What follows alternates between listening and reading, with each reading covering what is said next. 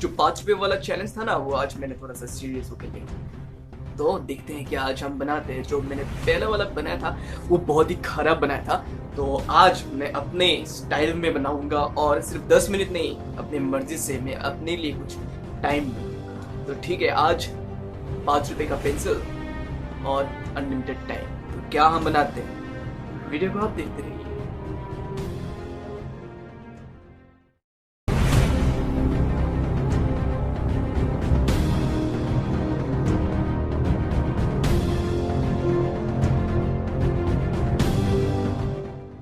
यहाँ पर मैं यूज़ करूँगा एक 5 रुपए का 4B पेंसिल, एक पेंसिल इरेज़र, एक नीडेड इरेज़र और ब्लेंडिंग के लिए हम ब्लेंडिंग स्टम्प।